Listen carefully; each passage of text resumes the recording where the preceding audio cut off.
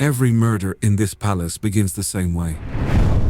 Someone you trust pours the wine.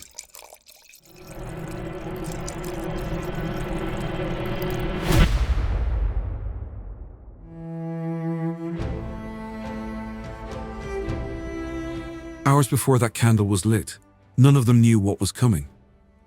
Least of all the king, who had spent 20 years ruling a kingdom beside a woman he loved deeply and consulted rarely.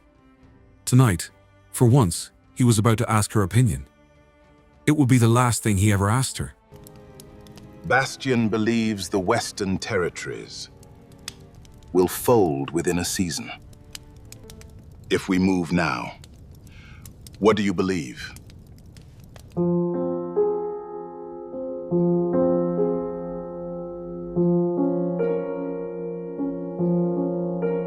I believe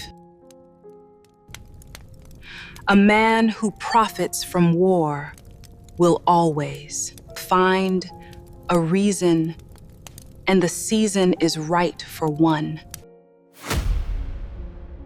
You've never said that so plainly to me before. You've never asked me so plainly before. It was the first time in their marriage he had asked instead of informed. Neither of them knew it would also be the last.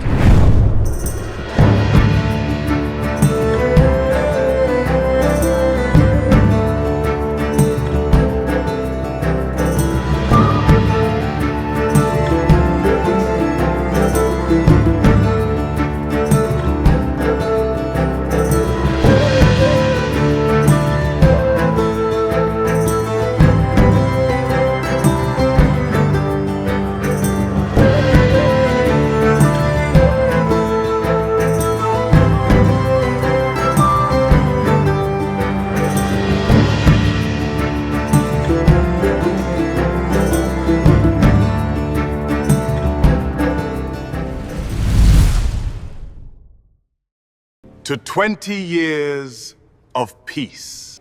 Long live the king! And to the woman who has quietly kept more of it than I've ever given her credit for.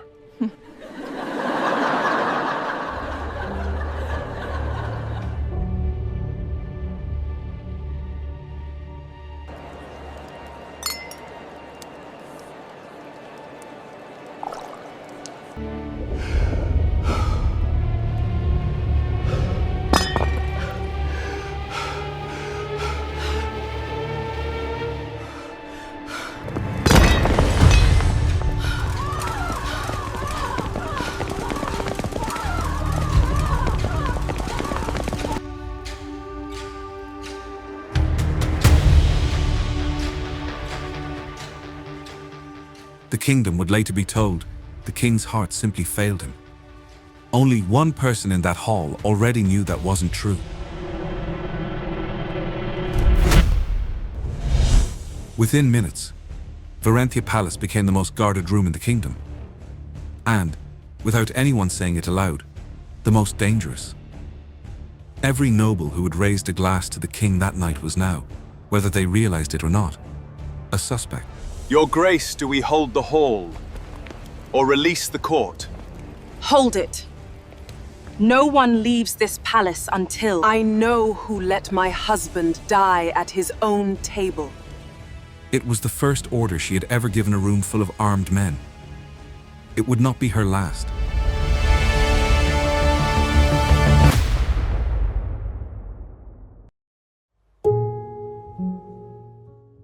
Grief, in Varentia, was a private matter. Succession was not. By the fourth day, the kingdom had already stopped mourning its king and started arguing over his throne. A kingdom without a king is a sword without a hand. I intend to be that hand, your Grace Paul, with or without your blessing. Careful, Bastian. Swords have a way of turning on the hand that assumes too much. Every man at that table had already decided how this would end. None of them had counted on the one voice they'd been ignoring for 20 years. The law is clear, Your Grace. A Regency Council governs until a male heir is named or the 40 days lapse. A queen has not ruled Varenthia alone in 300 years. There is an old clause permitting it under singular circumstance, but it hasn't applied since before my grandfather's time. Then perhaps it's overdue. No one in that room understood what she meant by that. She intended to keep it that way for as long as she could. She had spent 3 days being underestimated in council. Tonight, she stopped being patient about it. You didn't just want him alive to sign this, Bastion. You needed him alive to sign it. It was the first thread of the truth. And like every good thread, it led her somewhere almost right and completely wrong.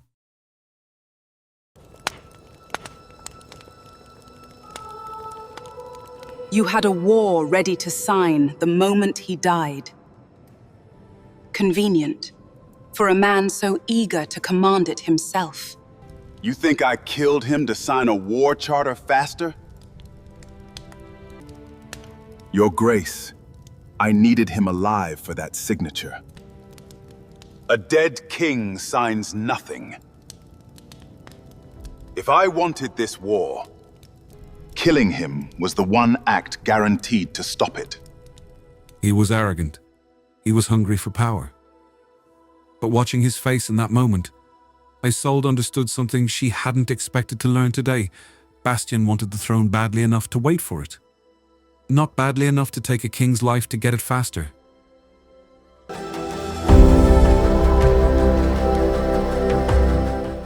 He had spent 3 days being the most suspected man in the palace. What no one had asked him yet was what he actually feared.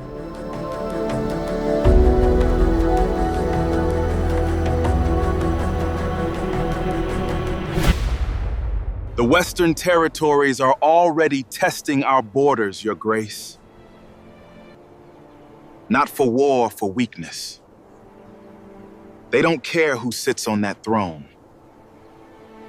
They care whether Varenthia still has a hand steady enough to hold a sword if one is needed.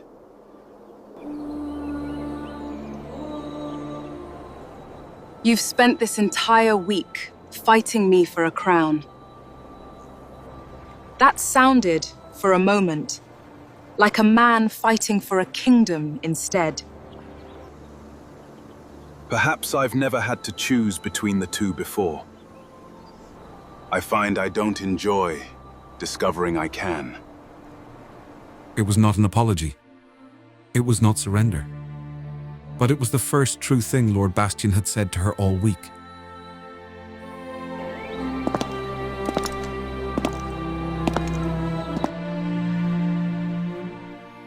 If anyone in the palace knew where gold moved before the crown did, it was Ophelia. Isolde had come for information. She would leave with more than she asked for, and no idea how much Ophelia was choosing not to give her. I need to know if anyone outside this palace purchased rare poisons in the last month. Quietly. Through the trade guilds. One purchase. Small enough to bury in a physician's routine order. Large enough to kill a king twice over. I assumed it was nothing until you asked. It was the piece of the puzzle Isolde hadn't known she was missing. And Ophelia had been sitting on it for a week, waiting to see who would be clever enough to ask the right question.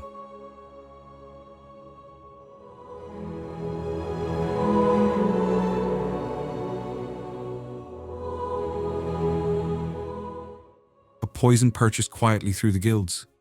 A goblet sealed by one hand alone, untouched after the official tasting. 2 threads that had never touched each other. Until tonight, in this room, they did. Not Bastion. Not Ophelia. Someone who never needed permission to be near the wine or the poison at all. There was only one name left on that list. It was the last name she wanted to write down.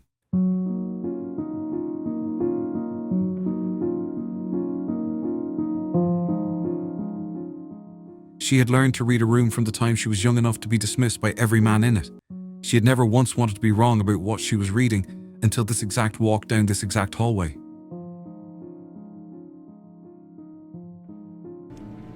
Tell me I'm wrong. Please. Of everyone in this palace, I came to you hoping you'd be the one who could tell me I'm wrong. I have never lied to you, Isolde. I am not going to start today. He did not run. He did not deny it. The man who had taught her to read a room her entire life gave her, in that moment, the only honest answer he had left to give her. I buried my son in a war Bastion's father grew richer from. I watched an entire generation of lower quarter boys go into the ground. For a cause that made noble men wealthier and left mine in a grave with no name carved deep enough to matter.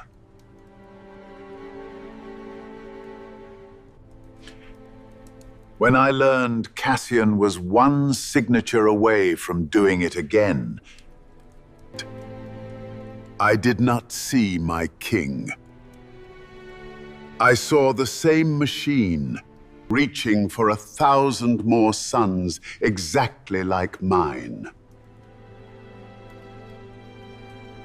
I did not kill a king, Isolde. I killed the war he was one signature away from starting. I have buried one son to that machine already. I will not stand at the grave of 1,000 more and call myself innocent for having done nothing. He was not lying. That was the tragedy of Meister Aldrich, a man who had spent his whole life being right about the world's cruelty, until the day he decided he was also allowed to be its judge.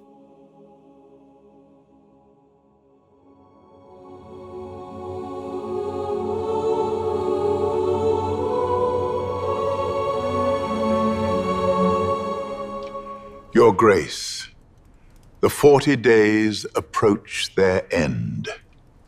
Without a male heir named, the Regency Council assumes full authority at dawn. I have fought wars with men I trusted less than I trust you today, Your Grace. That should frighten you more than it does me. Then let me frighten you a little more, before dawn takes the choice out of both our hands. She had spent her entire marriage being informed rather than asked. She had spent a week being dismissed by every man in this room. She was done with both.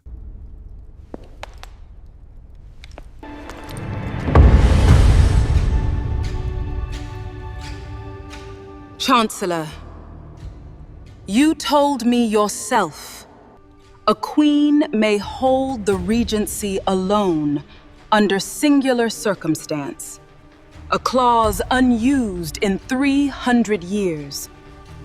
You called it a relic. I call it the only law in this room still strong enough to matter. The clause applies only if the crown is already carrying an heir at the time of the king's death. I am.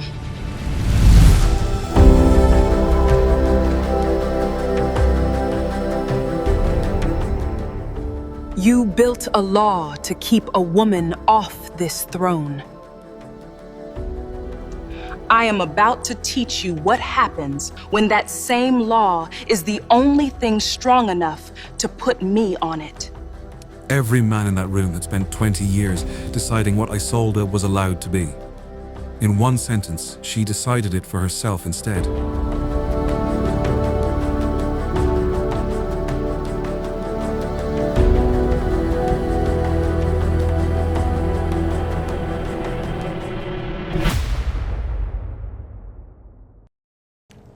A trial would hand Bastion exactly the instability he no longer wants, as it turns out. I won't give anyone that gift. But I will not stand in front of this council and call what you did mercy. I never asked you to call it mercy. I only ever asked you to understand it. You don't have to forgive me to have done that. I understand it. I will spend the rest of my life wishing I didn't.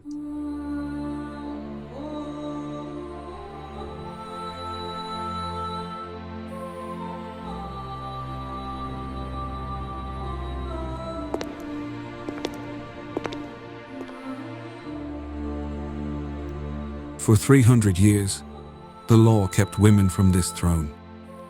Isolde did not break the law. She used it.